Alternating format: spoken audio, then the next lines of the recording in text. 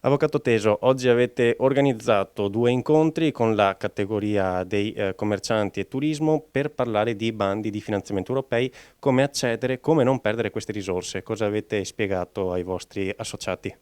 Beh, noi siamo impegnati da parecchio tempo su questo fronte. Riteniamo indispensabile diffondere una conoscenza in materia di bandi e finanziamenti comunitari, perché troppo spesso le imprese italiane non accedono a questi finanziamenti perché non vengono fatte neppure le domande.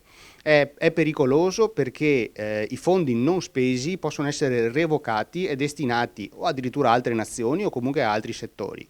Noi siamo impegnati in Camera di Commercio, siamo impegnati al Vegal, che è il gruppo di azione locale di San Donà e Portogruaro, nel quale abbiamo ottenuto l'anno scorso un bellissimo risultato perché il bando si chiama 642, dedicato all'impresa del territorio, settore commercio e turismo, aveva un finanziamento di 800 mila euro e li abbiamo usati tutti e su 30 domande ammesse, 24 sono state presentate dalla nostra associazione, quindi è stato un motivo di orgoglio. Se pensate a 800 mila euro è un finanziamento a fondo perduto per il 40%, vuol dire che abbiamo messo in moto investimenti per 1,5 milioni di euro e non è poco in una piccola realtà come può essere la nostra rispetto all'Unione Europea. Ecco. Oggi a Jesolo e San Donà abbiamo presentato, oltre a questo nuovo del Vegal, che è un bando sui residui, perché abbiamo altri ulteriori 200 mila euro da destinare, quelli sull'imprenditoria femminile, le start-up e il bando POR-FESR, che è quello europeo, che è quello più importante, più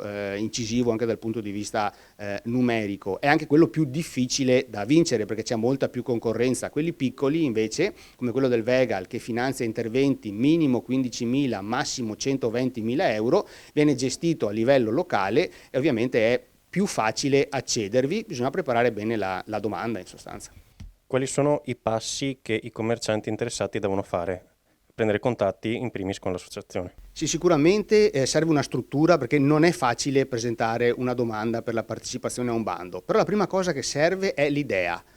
Ci deve essere un progetto, un'idea che sia finanziabile e che rientri in uno di questi settori. Poi la partecipazione al bando può essere costruita come un vestito su misura in base a quella specifica idea. Per esempio oggi abbiamo parlato di itinerari cicloturistici, è una cosa che va molto di moda, ci sono fondi per questo tipo di attività, bisogna cercare di presentare l'offerta all'interno di un progetto che preveda anche un cicloturismo, un impatto ambientale sostenibile, la valorizzazione del territorio, quindi l'idea da parte dell'imprenditore, lo strumento da parte dell'impresa, poi serve anche un po' di fortuna, però insomma i bandi sono molteplici, è possibile anche presentare la stessa domanda in più momenti diversi.